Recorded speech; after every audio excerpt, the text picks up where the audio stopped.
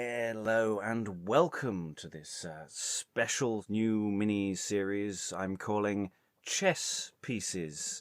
Welcome to the Beyond Podcast and this ongoing little series of explorations looking at a game at chess. This isn't like any of the other exploring sessions we do where we just sort of read through and pause and get a general shape of things. We're drilling down because we are down to do a full cast audio adaptation of a game at chess, and it's a difficult play to adapt. So we're getting a couple of interested parties in the room to read through bits, discuss adaptation, because this is a text that will require for audio adaptation, and that's a dirty word for some people. No, leave the text exactly as it was. Don't change a word. No.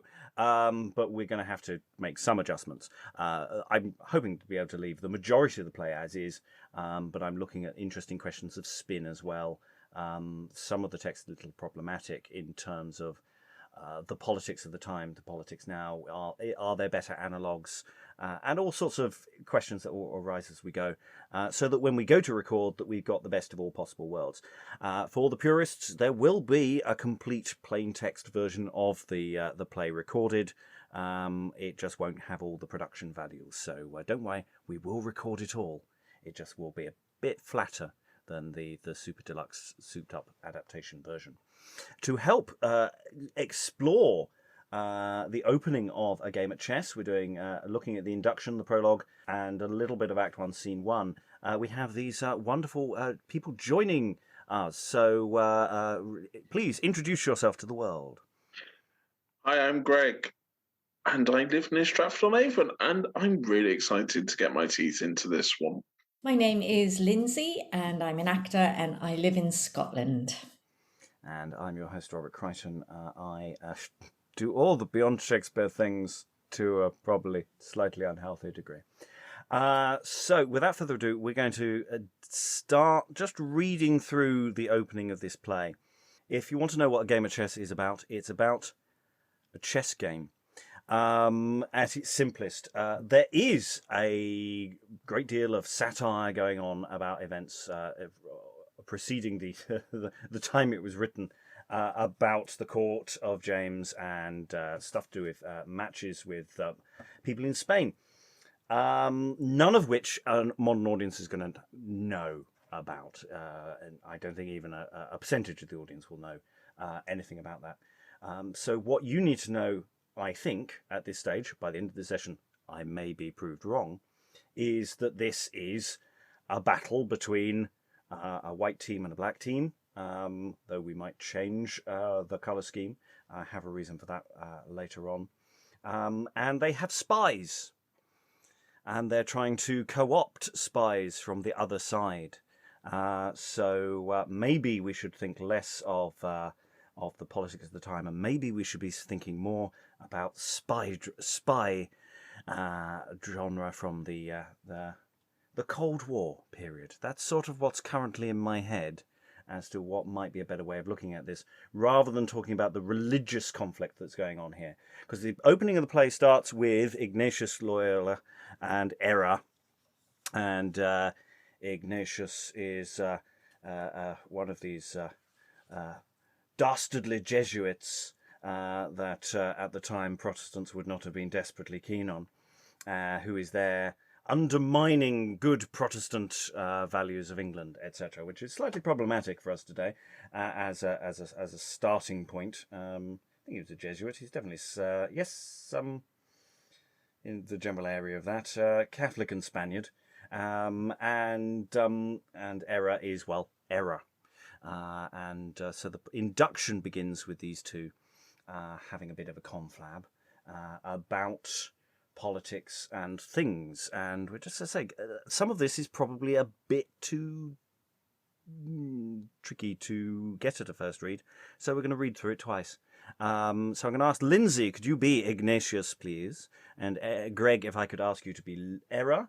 Don't be afraid too much at this stage of knowing what's going on. We're going to dig into it and try and find an answer. And if we really hate what we just did, we'll just quietly delete it and pretend that the second take was our first take. So Error is discovered asleep later on, possibly. But we have definitely Ignatius Loyola appearing. Where? What angle of the world is this, that I can neither see the politic face, nor with my refined nostrils taste the footsteps of any my disciples, sons and heirs, as well of my designs as institution? I thought they had spread over the world by this time, covered the earth's face, and made dark the land, like the Egyptian grasshoppers. Here's too much light appears, shot from the eyes of truth and goodness, never yet deflowered. Sure, they were never here. Then is their monarchy unperfect yet. A just reward, I see, for their ingratitude so long to me, their father and their founder. 'Tis not 5 years since I was sainted by 'em. Where slept mine honour all the time before? Could they be so forgetful to canonize their prosperous institutor? When they had sainted me, they found no room in all their calendar to place my name, that should have removed princes, pulled the most eminent prelates by the roots up for my dear coming, to make way for me. Let every petty martyr and saint homily, Roch, Main, and Petronil, itch and ague curers, your abbess Aldegund and Cunegund, the widow Marcel, Parson Polycarp, Cecily and Ursula, all take place of me. And but for the bisextile, or leap year, and that's but 1 in 3, I fall by chance into the 29th day of February.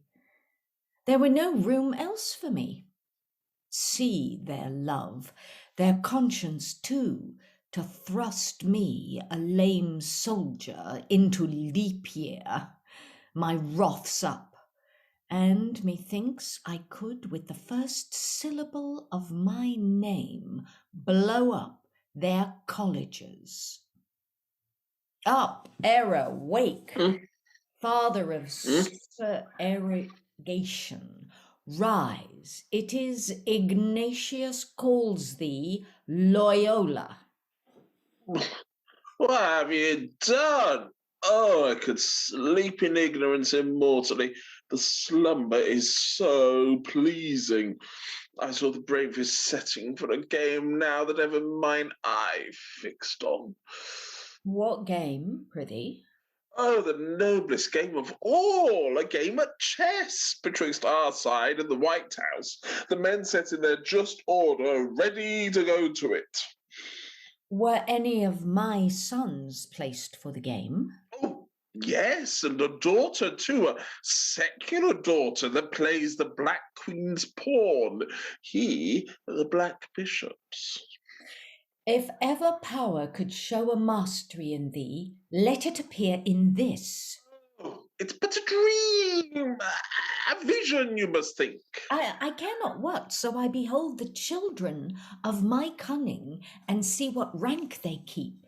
And music plays, and we have enter severally the White House and the Black House, as in the order of the game. You have your wish.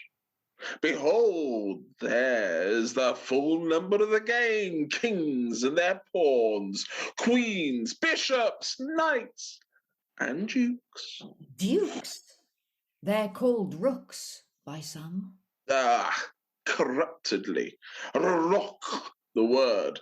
Custode de la Roche, the keeper of the forts, in whom both kings repose much confidence, and for their trust's sake, courage and worth do well deserve those titles. The answer's high. I see my son and daughter. Those are two pawns, the black queens and black bishops. Pawns argue but poor spirits and slight preferments, not worthy of the name of my disciples. If I had stood so nigh, I would have cut that bishop's throat, but I'd have had his place, and told the queen a love tale in her ear would make her best pulse dance. There's no elixir of brain or spirit amongst 'em. Why? Would you have them play against themselves? That's quite against the rule of game, Ignatius. Pish! I would rule myself, not observe rule. Oh, why then you'd play a game all by yourself. I would do anything to rule alone. It's rare to have the world reigned in by one. See 'em anon and mark 'em in their play. Observe as in a dance they glide away. And exit the two houses. Oh, with what longings will this breast be tossed until I see this great game won and lost. And thus ends the induction. There's stuff in there that is straightforward, useful exposition, and then there's stuff where you're going, okay, struggling to follow, and especially when it's so early on. It's really helpful that we have, lines like, those are two pawns, the black queens and the black bishops, because, they're quite important. Black queen's pawn, and the black bishop's pawn, I think, are the first two antagonists to the white queen's pawn in the scene that's about to follow. So that's useful. That's useful exposition. We can use that. There's a nice way that they talk to each other that I'd like to reuse and repurpose later on, and if we can keep some of this sense of stuff. Basically, when they start talking to each other, it works quite well. But we have this massive speech, well, it's massive, not that long actually, from Ignatius, which loses us, I think it is fair to say. Lynsey, did you have a clue what you were saying most of the time? I kind of was grasping dimly and darkly up until the point of Roche, Main, and Petronil, itch and ague cures and all that. And I was thinking, what's going on here? Is he saying that he's been canonized, but his saint's day only comes in a leap year because his saint's day is the 29th of February?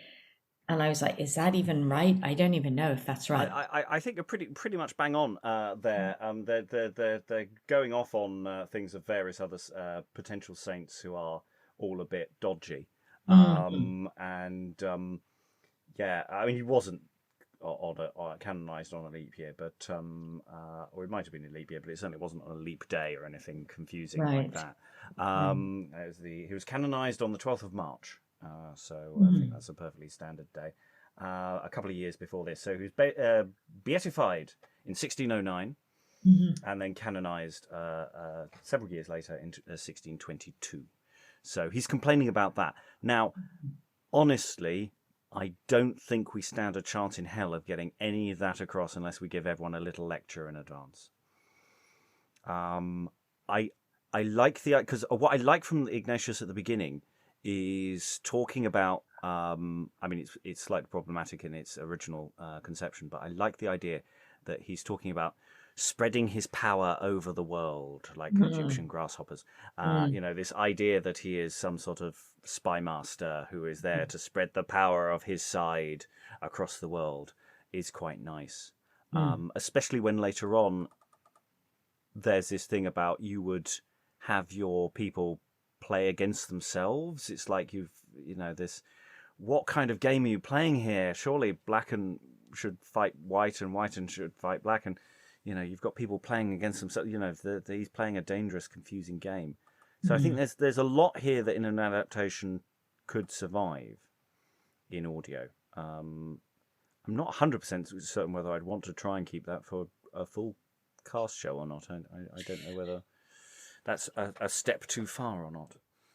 I don't know. I mean, it's interesting. I was just sort of scanning a bit, and and thinking, is there a decent chunk of sort of 6 or 8 lines of that we could take out, where then we still would have the point that he's angry that, he's been marginalized into a leap year, even though this isn't historically accurate, but, he's been marginalized into a leap year, therefore his saint's day, presumably. I mean, he says 1 in 3 years, but actually sorry.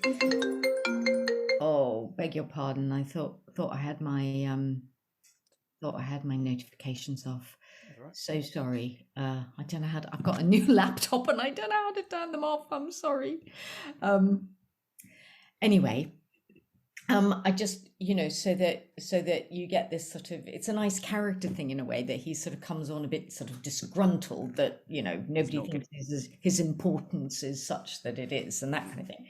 So I don't know whether there's a little kind of incision we could do. For my dear coming to make way for me, and but for the bisextile or leap year, and that's but 1 in 3, I fall by chance into the 9 and 20th day of February. I mean, I don't know if that would work, really. That's taken out about 6 lines, all those. I was thinking of being a bit meaner on him, actually. I was thinking of taking quite a lot more out than that. Right.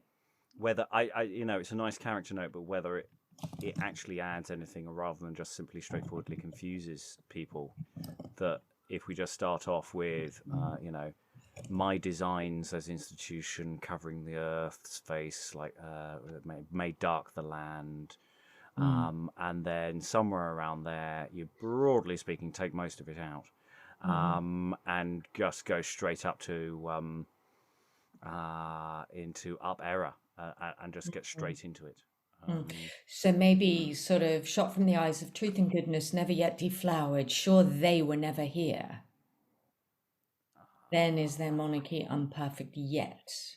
A just reward I see for their ingratitude so long to me, their father and founder. I mean, you could sort of end it sort of anywhere.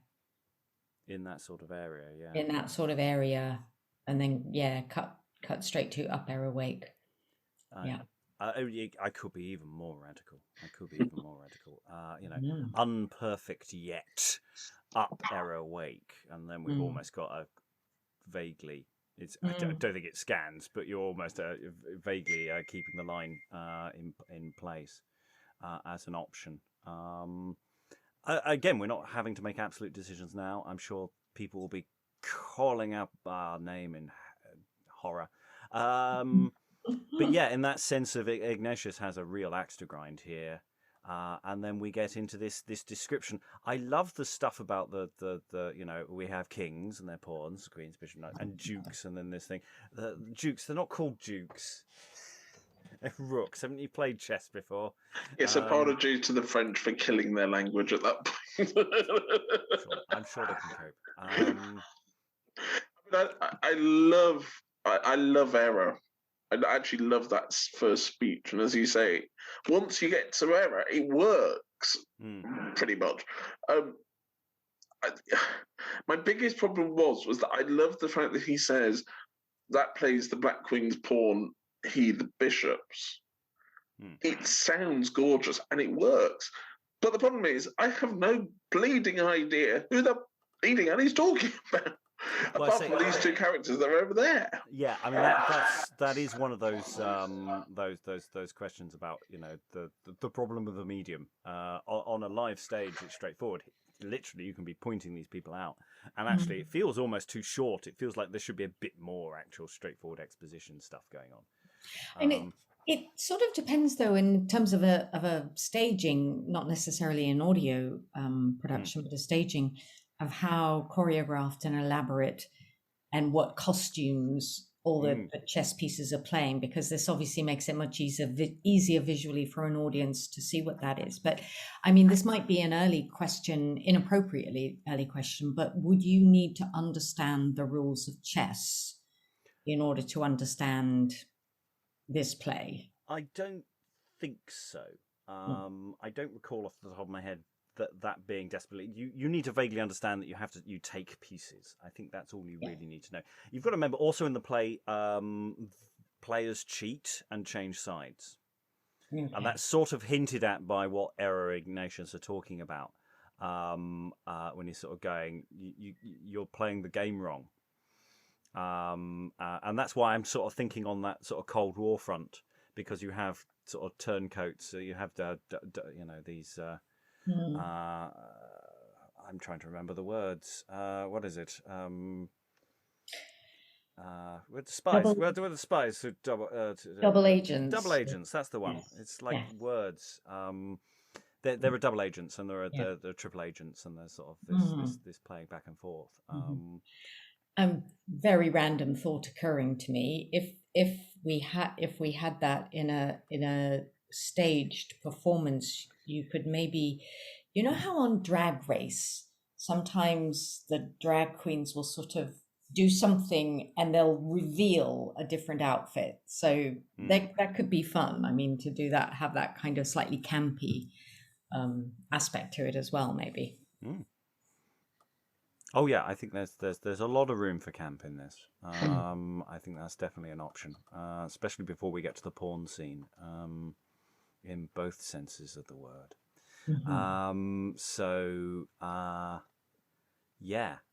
Let's read this again.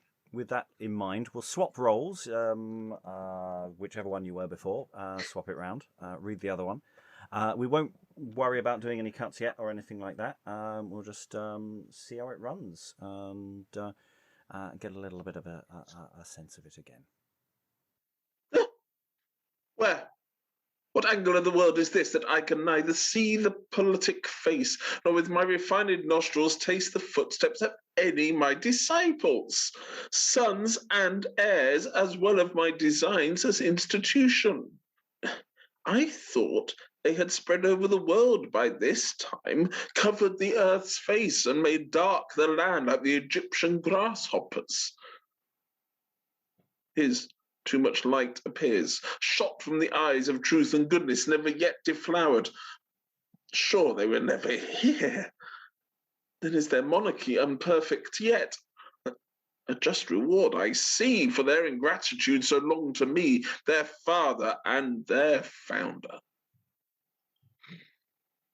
'Tis not 5 years since I was sainted by them. Where slept mine honour all the time before? Could they be so forgetful to canonize their prosperous institutor? When they had sainted me, they found no room in all their calendar to place my name that should have removed princes, pulled the most eminent prelates by the roots up for my dear coming, to make way for me. Let every petty martyr and saint homily, rock, mane, and petronel, itch and ague curers, your abbess Aldegund and Cunigund, the white widow Marcel, Parson, Polycarp, Cecily, and Ursula all take place of me. But for the bisextile or leap year, and that's but 1 in 3, I fall by chance into the 9 and 20th day of February. There were no room else for me. See their love, their conscience, too, to thrust me, a lame soldier, into leap year. My wrath's up, and methinks I could, with the first syllable of my name, blow up their colleagues. Up! Emma! Awake! Father of subrogation, rise! It is Ignatius calls thee, Loyola. What have you done? Oh, I could sleep in ignorance immortally. The slumber is so pleasing. I saw the bravest setting for a game now that ever mine eye fixed on. What game, prithee? The noblest game of all, a game at chess betwixt our side and the White House. The men set in their just order, ready to go toot. Were any of my sons placed for the game? Yes, and a daughter too, a secular daughter that plays the Black Queen's pawn. He, the Black Bishop's. If ever power could show a mastery in thee, let it appear thus. It's but a dream, a vision, you must think. I care not. So I behold the children of my cunning and see what rank they keep. You have your wish. Behold, there's the full number of the game. Kings and their pawns, queens, bishops, knights, and dukes. Dukes. They're called rooks by some. Corruptedly, le roc, the word, custode de la roche, the keeper of the forts, in whom both kings repose much confidence, and for their trust's sake, courage, and worth do well deserve those titles. The answer's high. I see my son and daughter. Those are two pawns, the Black Queens and Black Bishops. Pawns argue, but poor spirits and slight preferments, not worthy of the name of my disciples. If I had stood so nigh, I would have cut that bishop's throat, but I'd have had his place and told the queen a love tale in her ear would make her best pulse dance. There's no elixir of a brain or spirit amongst them. Why would you have them play against themselves? That's quite against the rule of game, Ignatius.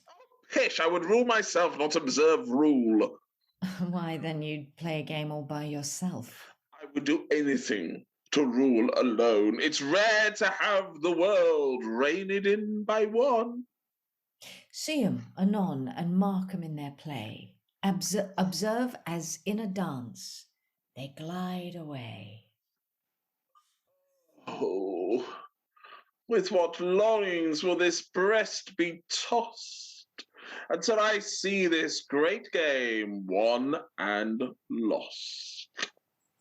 And yeah, there's more coming out. There's more things I'm liking. I think I may have noted this before, but just going with my Cold War analogy, the other side does have the White House, which does mean that I'm starting to think we should just change it from black pieces to red pieces, and that won't destroy the scansion too much. I think that just about holds its place, and that means that also the two sides have different accents.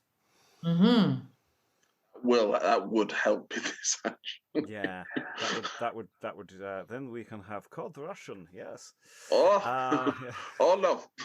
Everyone will sound like they're trying to sell Compare the Meerkat toys. That's probably as far as the accent goes. Sequels. But that, and then, well, I mean, it doesn't have to. I think the way we could go with different Western forces. So the white pieces we could have some English mixed in with American accents there. I think that would work quite nicely. I'm liking that as a thought. How's clarity for people? How did people feel about that going through it this time? Now that it's unfair because now we're starting to know what's going on. I felt I got more out of it that time. I still that first speech is still utterly needs a pretty good cut. But I really love the interaction from then onwards, and I think there's an element. I think Ignatius, and we proved it tonight. You could play it we've already played it two very different ways. I think in some ways. I loved it. Almost conjuring. I think I was by the end of it. I was sort of almost thinking, though error conjures the dream. I think Ignatius almost has this conjuring element too. I didn't really quite see that really clearly the first time, but I see it clearly now. Obviously, reading it cold, that Era's woken up from a dream in which this is happening, and then Era is able to manifest the vision of his dream into a kind of dumb show, which is what's happening. It was reminding me slightly, probably wrongly and badly, but I was just thinking of Faust and Mephistopheles and the sort of parade of characters that Mephistopheles conjures for Faust. I believe in at least one version of that. It just sort of, I wondered whether, I think this is later than that, and I wondered whether everybody thought, well, that was a good trick. Let's put that in a play. Well, I think we've got a lot of processionary kind of stuff has happened, before this, that this is feeding off from. I mean, it's sort of a history play, but it's incredibly recent history play under the guise. And yeah, that idea that in a live production you would have that visual spectacle of all the chess pieces come on stage, and which is a lot of actors, by the way. If you have all the chess pieces, that's one of the reasons why this play doesn't get done. It's quite expensive. Could you do it with people holding two cardboard cutouts, one in either hand, so one person is three? I don't know if that works. It's 12, isn't it, per side? So is it 12? Yeah. Or is it? No, it's not. It's 16 per 16. side. Yeah. So 32. In theory, it's 32. I mean, there aren't that many characters, but it's not small either. It's very difficult to do this play because ideally you want the better part of 20 people, because there are several scenes where both sides just turn up and parley, all at the same time, and it's a massive pain. Even though most of the scenes are actually quite small, most of them are self-contained, which is actually a plus for audio.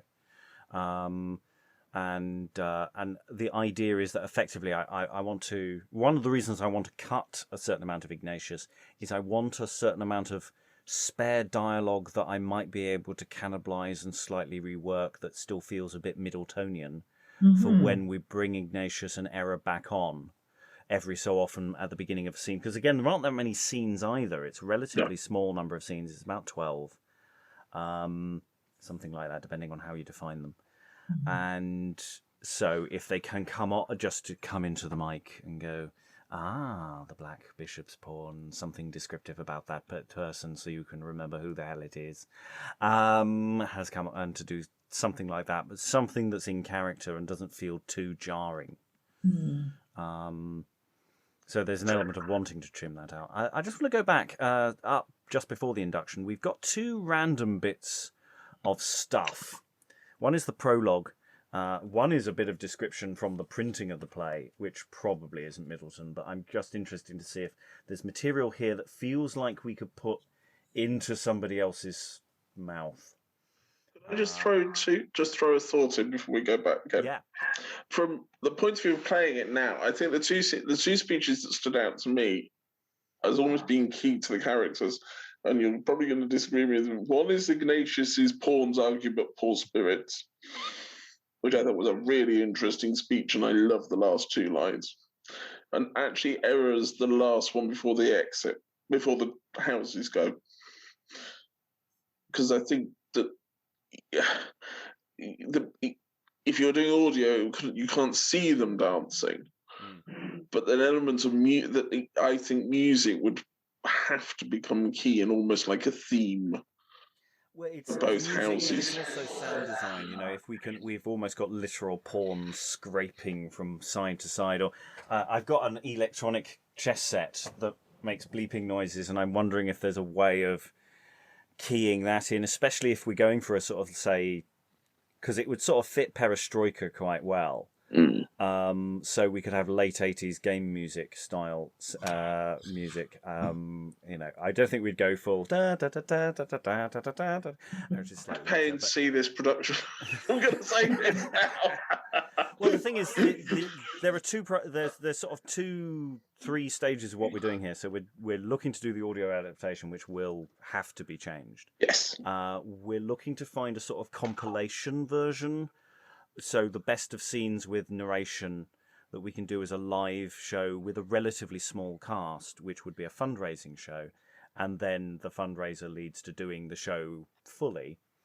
And then the decision is, the question there is, doing the show fully with all the visuals, actually, can you just basically leave it as it is, with cuts for time and, the usual kind of minor cuts one makes, rather than what we're doing here, which is much more invasive because of what we have to do. So, it's a matter of thinking about it several ways at the same time, which is, just my cruelty to you. I was just wondering about also maybe like in the audio version, whether I always get this acronym wrong. ASMR? No. What is it? ASMR. ASMR. Whether there's an aspect of that even though the characters aren't speaking in this sort of conjured up dance / dumb show with music, there could be other aural indications of their presence, possibly. Oh, I absolutely agree. I'm all over the sound design element of things. I'm really interested in that. And actually, Ignatius and Era actually are very ASMR-y, because they will be the people who will be leaning into the mics and going, aha, my cunning plan to do this is going well, kind of narration, which may get some tingles. Let's see if we can get some tingles out of the audience. Of course, as a dramatist, I would then insist that the next thing would be quite loud, and not loud, but jarring from that effect, because I don't want the audience falling asleep. So we've got these two bits of text. I'm just interested in see if, just to get it in our heads, to see whether there's anything. It's a bit too prosaic. I don't think it probably would work in either of these characters' mouths. But let's just do them one. So one is to go with the picture that went with the original printing. I'll ask Lynsey to read that, and then I'll ask Greg if you could read the actual prologue for the actual production. A game at chess is here displayed between the black and white housemaid, wherein crown-thirsting policy for the black house by fallacy to the white knight check often gives, and to some straits him thereby drives. The fat black bishop helps also, with faithless heart to give the blow. Yet, more grey all their craft, at length, the white knight, with wit wondrous strength, and circumspective prudency, gives checkmate by discovery to the black knight. And so at last, the game thus won, the black house cast into the bag, and therein shut, find all their plumes and coxcombs cut. Plain dealing thus by wisdom's guide defeats the cheats of craft and pride. What of the game called chess play can be made to make a stage play? Shall this day be played? First, you shall see the men in order set, states and their pawns when both the sides are met, the houses well distinguished. In the game, some men entrapped and taken to their shame, rewarded by their play. And in the close, you shall see checkmate given to virtue's foes. But the fairest jewel that our hopes can deck is so to play our game to avoid your check. Yeah.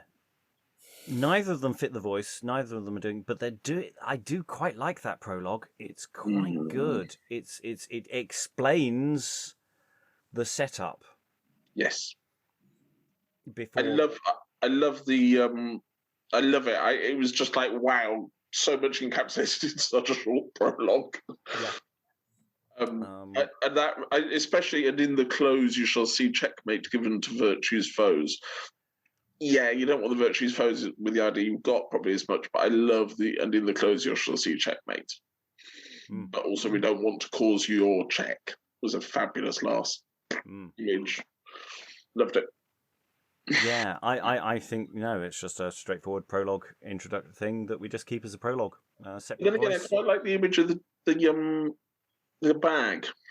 Yeah, introducing the bag, because at the end of the play, spoilers, at the end of the play, all the bad pieces get put in the bag. at the end. So they get taken and they get put in the bag, and it's again, we're gonna have a lot of fun with the sound design there, just muffled thing, and especially when the fat bishop gets in and everyone goes, "Oh, get off!" Oh yes, it is fun. Lynsey. Yeah, just the other thing, possibly, I don't know if this is just a mad idea, but with a slight bit of adjustment, the prologue could also work as an epilogue. Because the last two lines is kind of like that, please applaud now, in a way. So I don't know whether that's another, alternative in terms of sort of, moving things about, whether it's a short summary of what has just been seen, and we hope you liked it. Yeah, I mean there is an epilogue by the White Queen's Pawn. But I don't know whether it's better or worse. But I like that's the option. I mean, that's the thing, is the question of who would record it, which voice. I mean, it would be one of the actors within the play, but if we're keeping it separate as a prologue rather than trying to give it to one of these sort of prologue-y figures like Era or Ignatius, then, it needs to be someone who doesn't appear for half an hour, just so that their voice is kept suitably separate. From the rest of the team. I mean, the picture plainly explained. There might be some little lines I could nick out of that, but I don't think so. It's a bit too didactic. It's just, here is this thing with something, which is what it's for. It's not by. It's almost certainly not by Middleton. It's just a thing that was written to go with the picture. And it's a bit moralising at the end as well, It does mention the bag. That's quite nice. It does mention the bag. It does mention the bag. So maybe there's an. But the other thing is also the audio adaptation would almost certainly be in episodes. So it might be that I can use bits of both of those as little pre-thing intros, which again could, if in that context, they might end up therefore being Ignatius or Era, because they'd be a continuing force in the audio adaptation. Okay, I think we've got a handle on that. I think we now need to get to the other question, which is, when we actually start doing the play, do we have a clue what's going on as we go to Act 1, Scene 1, and get a sense of how that flows, and whether there's any adjustments we might want to make to that. We're not going to make any final decisions here. In coming weeks, I will make some cuts as we go, and some maybe minor adjustments, and we will stress test to see whether that works. And I may ask people to do accents. I won't ask you to do accents now, unless you feel like it. But I'm feeling that the black team, or the red team, as I'm now thinking of them, might have to have Cod Eastern European, and the white team, English and or American. I want to try and figure out a logic whether there's a sort of, because if it was an English spy thing, then you would have Americans coming, the CIA coming over and sort of messing things up and having more money and stepping on their toes in various ways. If there's a relationship logic within the play that would fit that, then I'd be quite keen on exploring that. But again, that might be trying to overlay too much onto a text at this stage. Could be a terrible idea that we immediately dump. Answers on a postcard if you're listening to this. We haven't recorded it yet if you're listening to this relatively live. Anyway, we're going to dive into Act 1, Scene 1. And actually, I'm gonna read something now, because there's 3 people talk. So I'm going to play the Black Queen's Pawn. Greg, if I could ask you to read the Black Bishop's Pawn. Oh. You're not a nice chap. Oh. And you are, I think you could say you are a special agent, I think is fair to say. If the bishops run the spies, you are the agent in the field. And Lynsey, if you could be the White Queen's Pawn, and I think it would be fair to say you are the mark. Meaning? He's going to try and turn you. Okay, Yeah, so I'm the target. the target, in more Okay. ways than one. Mhm. So Mm. yeah, who am I? I'm the Black Queen's pawn. This is the other problem of reading the script. When we come to do the script, I will just give everyone numbers, because you will not be able to read this script because it just drive you entirely up the wall because nobody has names. This is the other question. Do we start giving characters names? We Mm, can give them mm, slightly different names. There are different routes how we might do that. At the moment, mm. let's just see how it flows. I so wish I'd got my Thomas Middleton big copy with me because it tells me who everyone is. And I'm like, It does. It does. It does give people different versions of the names, but they just make the names longer. So yeah, so the collected Middleton, which weighs a ton and is currently, my table is wobbling, says that the Black Queen's pawn is renamed as the Jesuitess Black Queen's pawn, which is sort of helpful when you're reading it. Whereas the White Queen's pawn is down as the Virgin White Queen's pawn, Okay. which is not something you'd say to someone's face, I think. And the same way, the Black Bishop's pawn is down as the Jesuit Black Bishop's pawn, which, again, in our adaptation may not be actually very helpful. But it might be helpful to have in your mind. Anyway, I will be a Jesuitess, according to that version, but I will read off this version. I have several versions in front of me. I may get confused. So we have a meeting between the White Queen's pawn and the Black Queen's pawn. So also you could think of it on a sort of upstairs, downstairs level. We are the ladies' maids to queens. We are. That's what we are.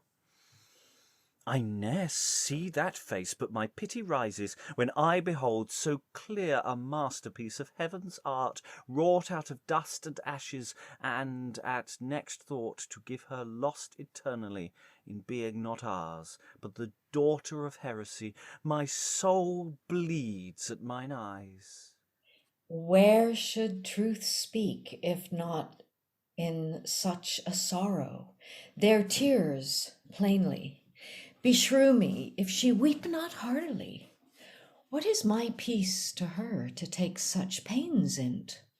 If I wander to loss, and with broad eyes yet miss the path she can run blindfold in through often exercise, why should my oversight, though in the best game that e'er Christian lost, raise the least spring of pity in her eyes? It's doubtless a great charity, and no virtue could win me surer. Blessed things prevail wi't. If ever goodness made a gracious promise, it is in yonder look. What little pains would build a fort for virtue to all memory, in that sweet creature were the groundwork firmer. It hath been all my glory to be firm in what I have professed. That is the enemy that steals your strength away and fights against you, disarms your soul even in the heat of battle. Your firmness that way makes you more infirm for the right Christian conflict. There I spied a zealous primitive sparkle, but now flew from your devoted eye, able to blow up all heresies that ever sat in council with your spirit. Here comes he, whose sanctimonious breath will make that spark a flame. List to him, virgin, at whose first entrance princes will fall prostrate. Women are weaker vessels. By my penitence, a comely presentation, and the habit to admiration reverend. But the heart lady so meek that, as you see good charity pictured still, with young ones in her arms, so will he cherish all his young, tractable, sweet, obedient daughters, even in his bosom, in his own dear bosom. I am myself a secular Jesuitess, as many ladies are of worth and greatness. A second sort are Jesuits in voto, giving their vow unto the General Father, that's the Black Bishop of our house, whose pawn this gentleman now stands for, to receive the college habit at his holy pleasure. But how are those in voto employed, lady, till they receive the habit? Oh, they are not idle. He finds them all true labourers in the work of the universal monarchy which he and his disciples principally aim at. Those are maintained in many courts and palaces, and are induced by noble personages into great princes' services, and prove some councillors of state, some secretaries, all serving in notes of intelligence, as parish clerks their mortuary bills to our the General Father. So are designs oft times prevented, and important secrets of states discovered, yet no author found, but they suspected oft that are most sound. This mystery is too deep yet for your entrance, and I offend to set your seal so back. Checked by obedience, with desire to hasten your progress to perfection, I commit you to the great worker's hands, to whose grave worth I fit my reverence, as to you, my wishes. Dost find her supple? There's a little passage made. Let me contemplate with holy wonder season my access, and by degrees approach the sanctuary of unmatched beauty, set in grace and goodness. Amongst the daughters of men I have not found a more catholical aspect. Oh, that eye doth promise single life and meek obedience. Upon those lips the sweet fresh buds of youth, the holy dew of prayer lies, like pearl dropped from the opening eyelids in the morn upon the bashful rose. Oh, how beauteously a gentle fast, not rigorously imposed, would look, upon that cheek. And how delightfully the courteous physic of a tender penance, whose utmost cruelty should not exceed the first fear of a bride, to beat down frailty, would work to sound health your long festered judgment, and make your merit, which though erring ignorance appears but spotted righteousness to me, far clearer than the innocence of infants. To that good work I bow, and will become obedience' humblest daughter, since I find the assistance of a sacred strength to aid me. The labour is as easy to serve virtue the right way, since 'tis she I ever served in my desire, though I transgressed in judgment. That's easily absolved amongst the rest. You shall not find the virtue that you serve now a sharp and cruel mistress. Her ears open to all your supplications. You may boldly and safely let in the most secret sin into her knowledge, which like vanished man never returns into the world again. Fate locks not up more truly. To the guilty that may appear some benefit. Who's so innocent that never stands in need on it in some kind? If ever thought were blabbed that so confessed, the very air we breathe would be unblessed. Now to the work indeed, which is to catch her inclination. That's the special use we make of all our practice in all kingdoms. So no, for by discovering their most secret frailties, things which once ours, they must not hide from us. That's the first article in the creed we teach 'em, finding to what point their blood most inclines, know best to apt them to our desires.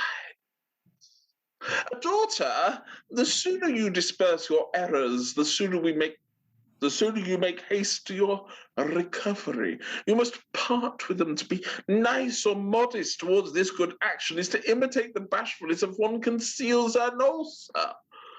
For the uncomely parts the tumour vexes, till it be past cure. Resolve you thus far, lady, the privatest thought that runs to hide itself into the most secret corner of your heart now must be a my acquaintance. So familiarly never she friend of your night counsels near. I stand not much in fear of any action guilty of that black time, most noble holiness. I must confess, as in a sacred temple, thronged with an auditory, some come rather to feed on human object than to taste of angels' food. So in the congregation of quick thoughts, which are more infinite than such assemblies, I cannot with truth's safety speak for all.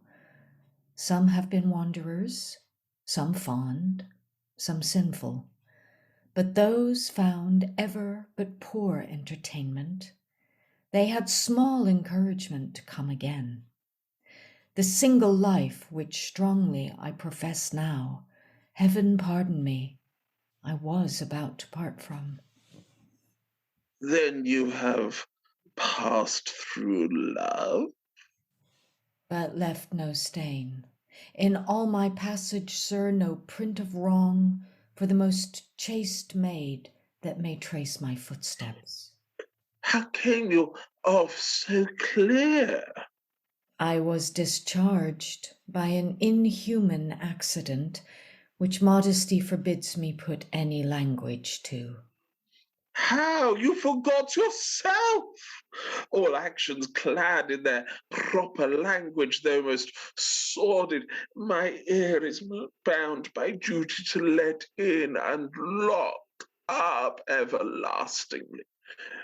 Shall I help you? He was not found to answer his creation. A vestal virgin in a slip of grace could not deliver man's loss modestly.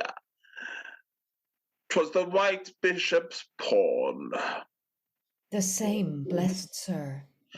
Heretic, well pickled. By base treachery and violence prepared by his competitor, the Black Knight's pawn, whom I shall ever hate for it. Oh, 'twas of revenge is the unmanliest way that ever rival took. A villainy that for your sake I'll never absolve him of. I wish it not so heavy. He must feel it.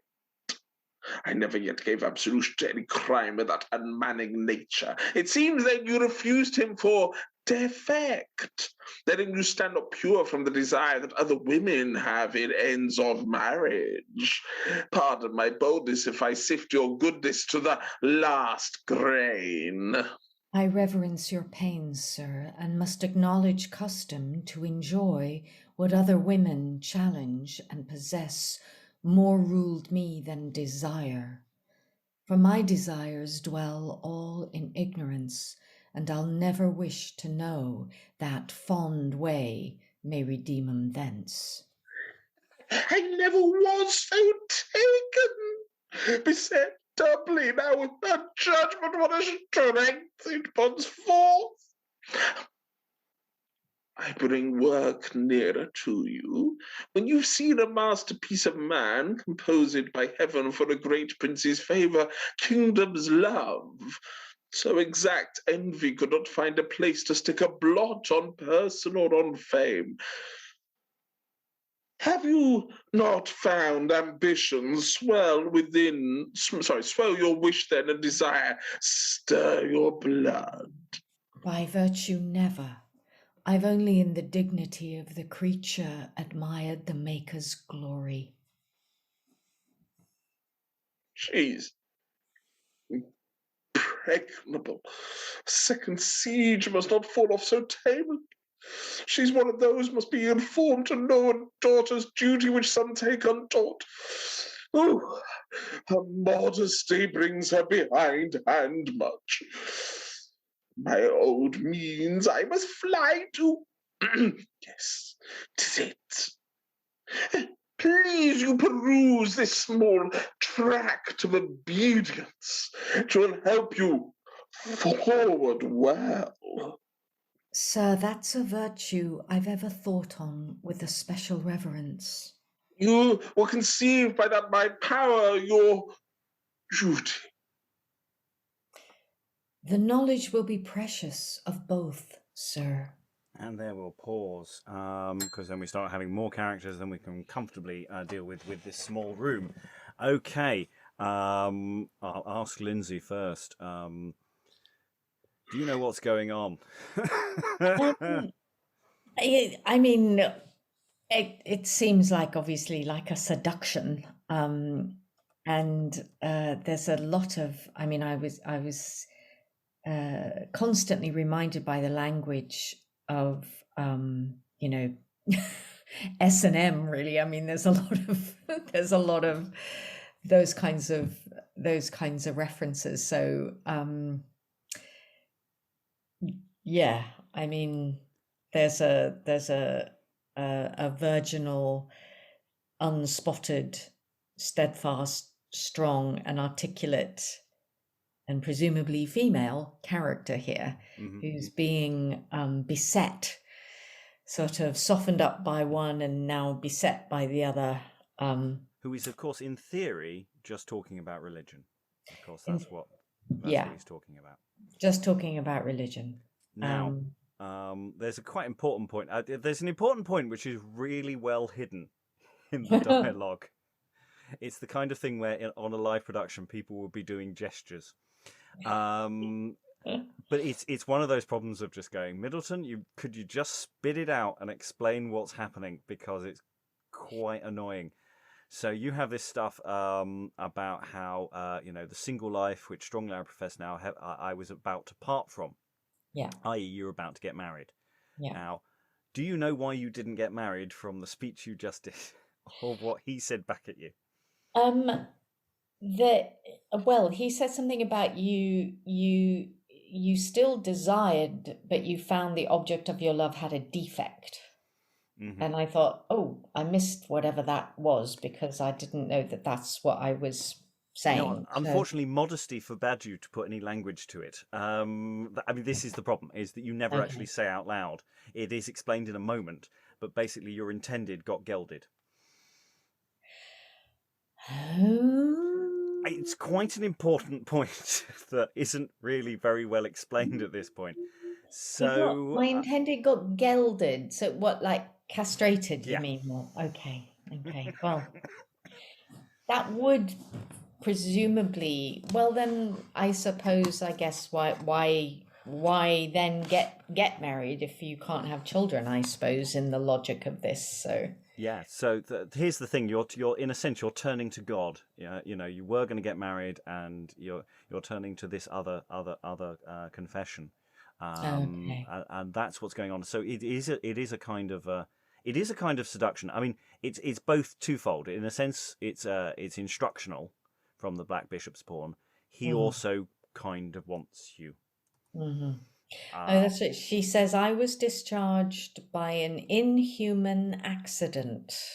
Yes, I think I read that without having any idea. Yeah. I mean, the Black Bishop's pawn, vaguely, of that unmanning nature, that's as close, I think, to it being explained. It will get explained more explicitly in a moment after people enter, because it's there's the gelder and the gelded enter. Mm-hmm. So the person who did the gelding and the person who was gelded. I'm not quite sure. I can't remember off the top of my head how this came about, or why, or what the reason for this. Basically we've gone through this process to just explicate the fact that it's incredibly difficult to know what's going on here. Mm-hmm. Mm-hmm. I think the tone and the dynamic between the characters is very clear in the language, but the actual plot specifics aren't, maybe. And it may be that it actually can be solved by some of the people who will come on later in the scene, maybe having them saunter in and out earlier and actually have you reacting to seeing him, and that may help. I also just think that just less of it may help, of actually just getting to the nub of what's going on quicker. Might help. I'm sort of. I don't want to start seeming like this hacking person, but I think the audience needs something to hang their hat on, early on, and they're not really getting it. They're just getting, especially as a modern audience has that delay of going, I need 5 minutes to click into this verse speaking what you were doing. And yeah, explicating what's going on. And it could just be simply that we just give Ignatius and Era a little couple of 2-line thing of going, this is what the Black Queen's pawn is trying to do. They've sort of vaguely said it, but they haven't said it. Nobody's saying it. They're suggesting it. And it's, yeah. I love you, Middleton. I also kind of hate you. It's exactly the kind of writing I love in many ways because, he's not just telling us, he's showing us. We can't see it. It's the wrong medium. So, yeah. It's the fact that the speech at the beginning, so the Black Queen's pawn at the very top of the scene, the speeches I was doing, the softening up, her first 2 speeches aren't to you. They're just, I am making a speech about how beautiful this other person is. And you're going, oh, is talking about me? I think that's what it means. I think that's what was going on. I could be wrong. I may have got it completely wrong now because I'm struggling slightly. And then you have an aside where you're saying, oh, is she talking about me? And you get lured in. But it's like they never say hello. No, it's a question, when do they actually start directly speaking to each other there? I think it's somewhere in the Blessed Things Prevail with, somewhere around there. Yeah. Or you step in after that. It's like it's saying, yes, the groundwork firmer, and then that's when you step in and say, it have been all my glory to be firm in what I have professed. And it's like, but again, it's a tricky one. I want another run at this sequence, just to try and see if that helps. So it's interesting. I thought I was really overplaying Black Bishop's pawn, but probably not. Well, there is a question because he is a total bastard. But I think also you need to win over the White Queen's pawns in the sense that you need to be coming across as terribly earnest. And then when you do the asides, it's a is sort of where you go with it. So I think that might be a direction there. His asides are delicious and wonderful. There's some glorious lines in there. And I love the fact that he then gives her a prayer book. Oh, yeah, it's like, I need to give it something to stay on side. Here, have a free gift. I've got hundreds of them that I keep in the back of the thing. Okay, let's any other thoughts before we give that one another crack, and then we'll close the session. Oh, well, I can think of. Okay, let's have another little crack at the opening of Act 1, Scene 1. I'm the Black Queen's pawn. Lynsey remains the White Queen's pawn, and Greg remains the Black Queen's pawn. It's important to keep not the Black Queen's pawn, the Black Bishop's pawn. You can understand why I'm taking this slowly. Okay. I ne'er see that face, but my pity rises when I behold so clear a masterpiece of heaven's art, wrought out of dust and ashes, and at next thought to give her lost eternally, in being not ours, but the daughter of heresy. Oh, my soul bleeds at mine eyes. Where should truth speak, if not in such a sorrow? Their tears, plainly. Beshrew me if she weep not heartily. What is my peace to her to take such pains in't? If I wander to loss, and with broad eyes yet miss the path she can run blindfold in through often exercise, why should my oversight, though in the best game that e'er Christian lost, raise the least spring of pity in her eyes? It's doubtless a great charity, and no virtue could win me surer. Blessed things prevail with. If ever goodness made a gracious promise, it is in yonder look. What little pains would build a fort for virtue to all memory, and that sweet creature were the groundwork firmer. It hath been all my glory to be firm in what I have professed. That is the enemy that steals your strength away and fights against you, disarms your soul even in the heat of battle. Your firmness that way makes you more infirm for the right Christian conflict. There I spied a zealous primitive sparkle, but now flew from your devoted eye, able to blow up all the heresies that ever sat in council with your spirit. And here comes he whose sanctimonious breath will make that spark a flame. List to him, virgin, at whose first entrance princes will fall prostrate. Women are weaker vessels. By my penitence a comely presentation, and the habit admiration reverend. But the heart, lady, so meek, that as you see good Charity pictured still, with young ones in her arms, so will he cherish all his young, tractable, sweet, obedient daughters, even in his bosom, in his own dear bosom. I am myself a secular Jesuitess, as many ladies are of worth and greatness. A second sort are Jesuits in voto, giving their vow unto the general Father General. That's the black bishop of our house, whose pawn this gentleman now stands for, to receive the college habit at his holy pleasure.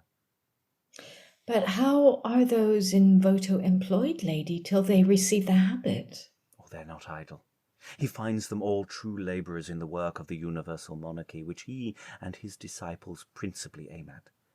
Those are maintained in many courts and palaces, and are induced by noble personages into great princes' services, and prove some councillors of state, some secretaries, all serving in notes of intelligence as parish clerks their mortuary bills to the Father General.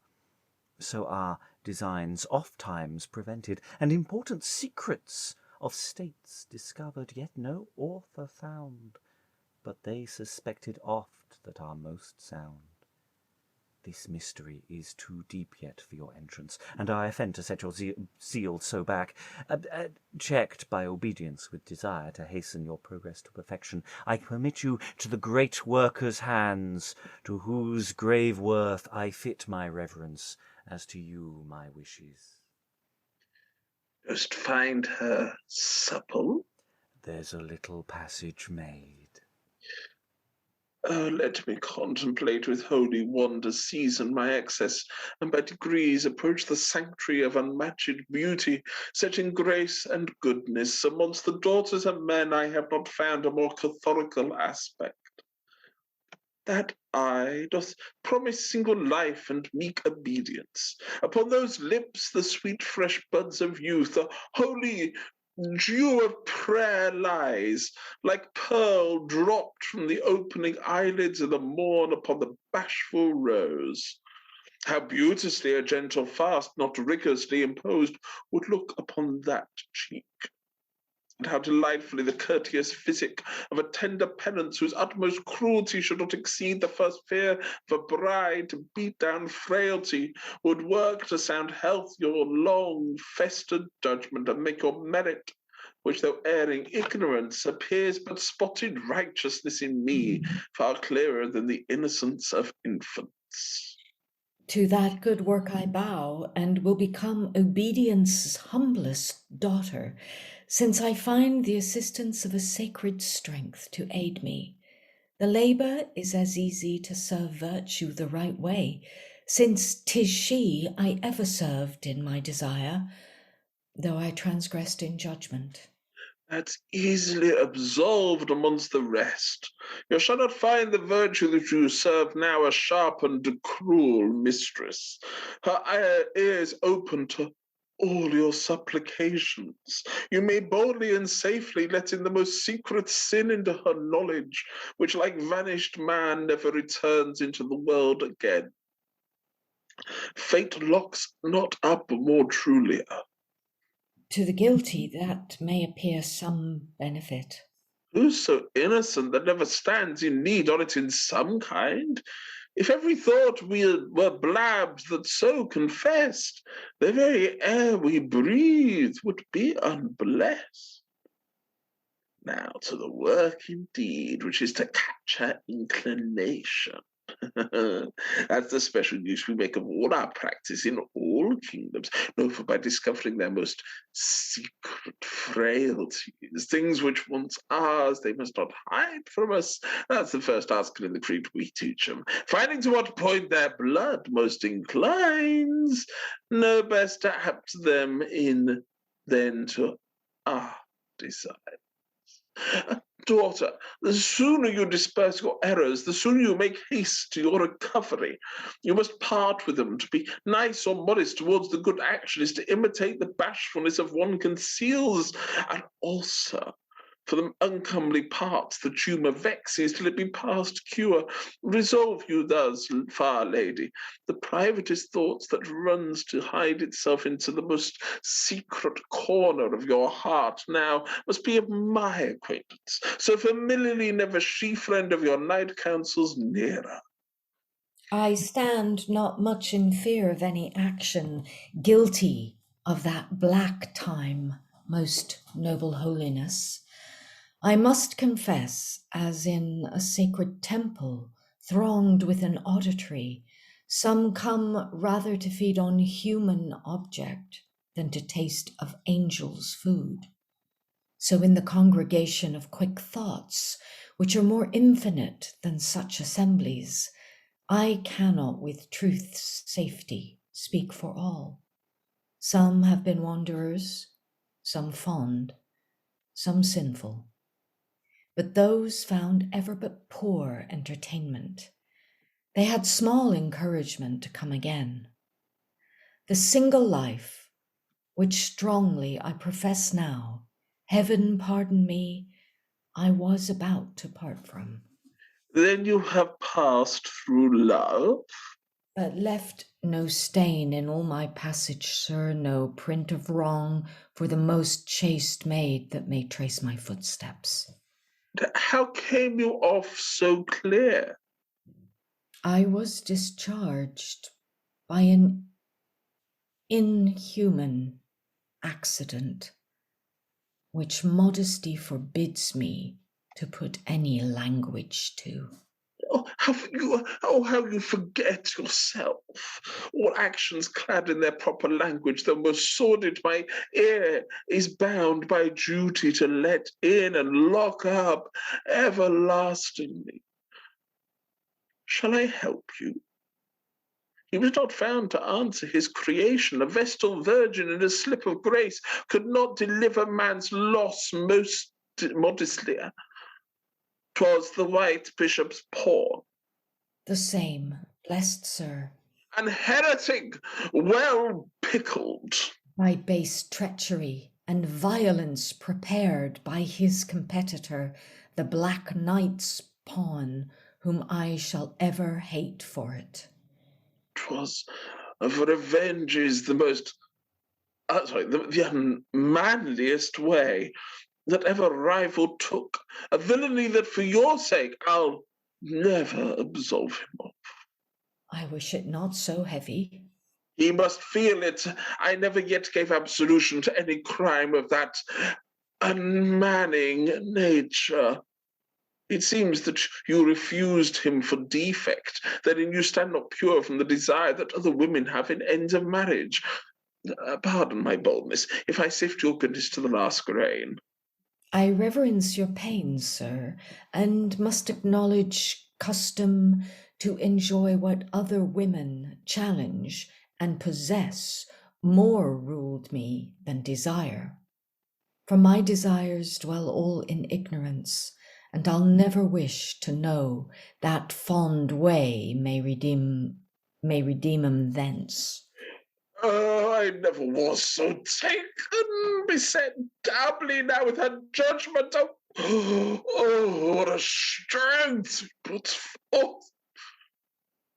I bring work nearer to you. When you've seen a masterpiece of man composed by heaven for a great prince's favour, kingdom's love. So exact envy could not find a place to stick a blot on a person or on fame.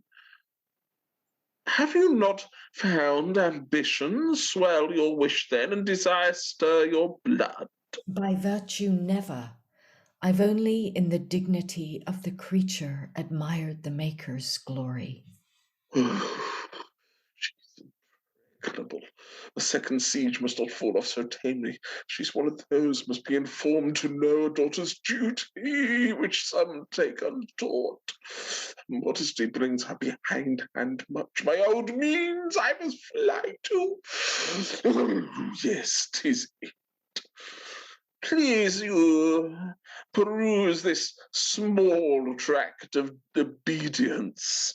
'Twill help you forward well. Sir, that's a virtue I've ever thought on with a special reverence.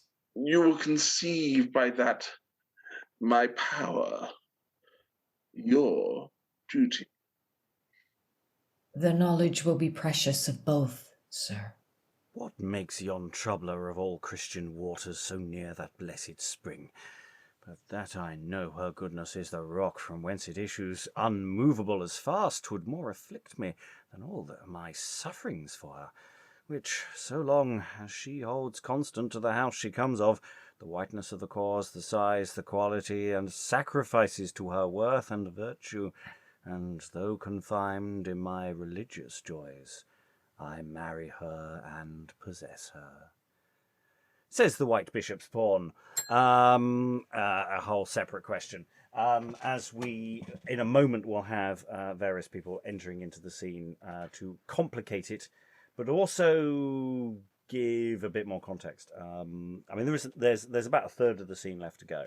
As you're basically, he's White Bishop's Pawn there to say, "Oh, he's a wrong 'un. He shouldn't. You shouldn't be talking to him." In a side, and then of course you actually get the person who you were going to marry, but his gelded enters, and the person who gelded him as well. And I'm just wondering whether we could possibly find a way of making that happen earlier. We might have to put in some explication just to explicitly have the Black Bishop's Pawn says he's chopped his ghoulies off or something. Just because I think it's still, even with it was a lot clearer. There's still a lot of it, though. I do feel we need to get to the plot quicker. That explanation that you gave really helped both of us, I think, because suddenly a whole mass of text that just made zero or very little sense, suddenly you could get both of us, I know, were probably by that point going, all right, yeah, now I know what I'm saying. I can put some meaning into it. Rather than just going, what the bloody hell are we going on about? There's some great lines in there when you know what's happened. I was wondering, I think this might, just in terms of cuts, I know this might not work for the sort of Cold War thing, but there was a bit that I thought, where is it? I thought, is this really... So it's that section where the White Queen's Pawn says, but how are those in voto employed, lady, till they receive their habit? And the Black Queen's Pawn kind of does this sort of social commentary thing about where these as yet uninhabited Jesuits sort of work. And I did wonder the actual relevance to the plot at this point of that. I mean, it's an important. I mean, it's weird actually, even with the context of the original play, because she's kind of giving the game away of going, "We're spies." That's what priests are. We basically we're here to do spy work, which later on is very, very explicit. You basically you go into the office of the bishop, and it's like, oh no, we've been rumbled. Burn all the papers, quick! Stuff, and they have they go through their whole net, and it just seems weird they're telling the White Queen's Pawn this early. It's that's not the game yet, surely. Yeah, because if she says, But how are those in voto employed, lady, till they receive their habit? And then the Black Queen's Pawn says, this mystery is too deep yet for your entrance, and I offend to set your zeal so back. I don't know if that quite works, but it's basically saying there is an answer to that question, but you're not yet ready to know it. Yeah, which makes a lot more sense. And still gives the nice sort of entrance build up to the Black Bishop's Pawn. We do need to number these characters or give them names. Well, this is the problem, is, there are some who are quite straightforward. The thing is, the primaries are easy. The White Knight, the White King, they're all fine. The moment you add pawn to the end, it just all starts falling apart.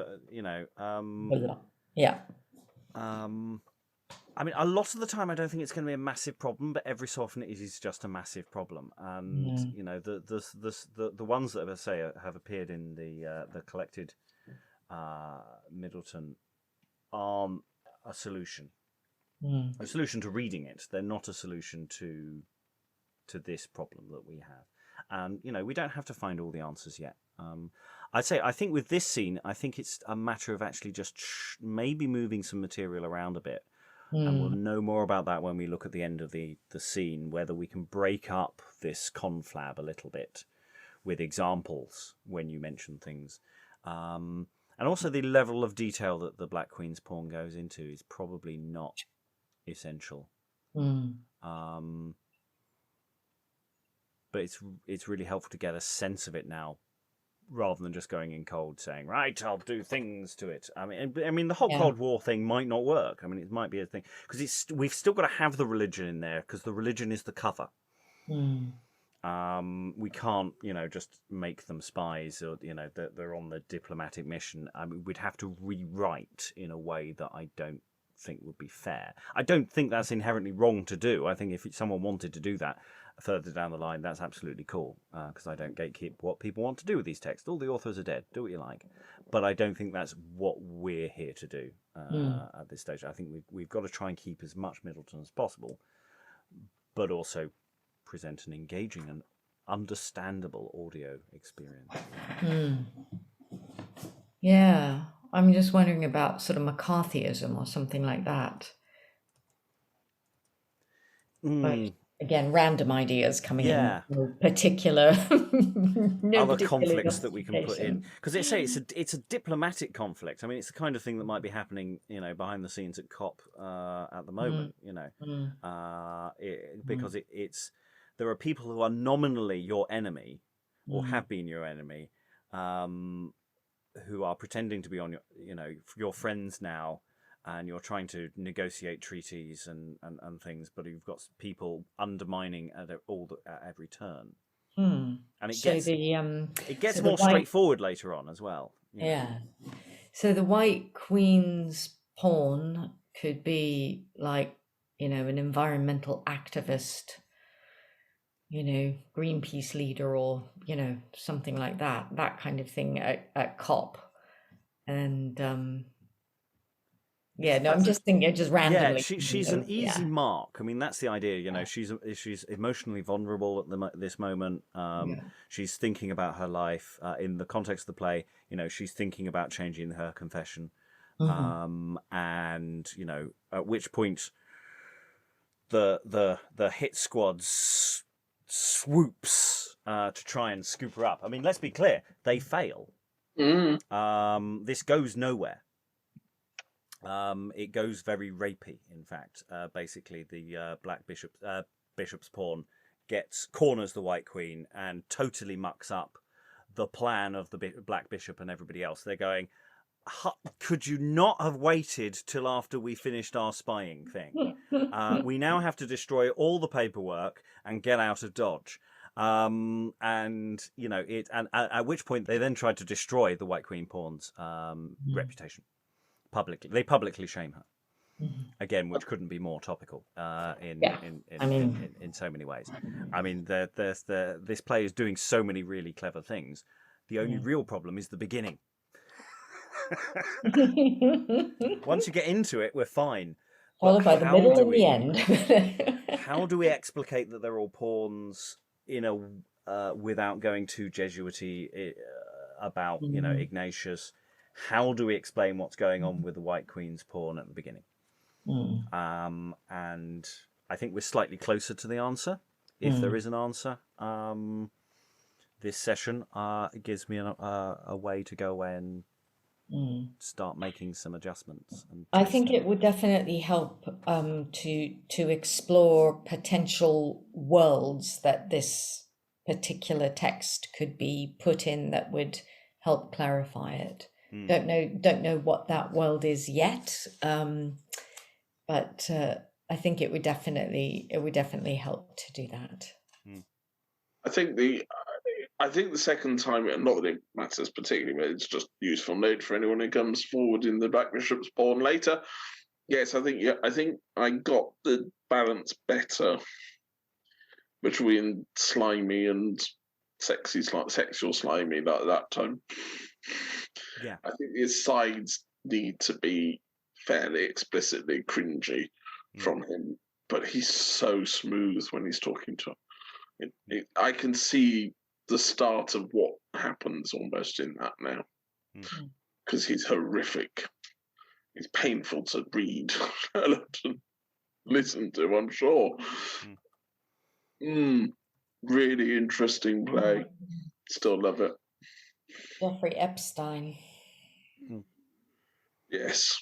Yeah, there's just a constant abuse of power, and the thing is, actually, when the abuse of power is noted, the black pieces just go, okay, we'll just have to move you on to a different parish, and you're just going, my word, how little has changed in 400 years, when you have someone who is a problem. I mean, it's everyone just sort of shrugs, just going, "Oh, it's happened, has it? Oh, God, couldn't you have waited?" There's no that was a bad thing you should not have done at any point from those characters. It's a very clever play on many ways, and we're going to have a lot of time to do more. Tidy up and play around and different things. If you have thoughts on what we're doing here, remember, we are just thinking out loud. Not all of this is stuff we will enact. Thoughts, suggestions, send them our way. We can be found on online at on the Twitterverse at Beyond Shakes. We can be found. We have a Patreon page. You can become a patron and support our work and help pay people to actually be in the full-cast audio adaptation when it comes to pass. Just generally get in touch. Go to the website beyondshakespeare.org for all the interesting things. And you can get involved in the readings that we do and this kind of work by signing up. We do exploring sessions many times a week, and they're open to all. Anyone can join us. So if you fancy being one of us, become one of us. Come along and join us. All that remains is to thank all our wonderful readers for their wonderful reading. Thank you, Lynsey. Thank you, Greg. Thank you very much. And goodbye.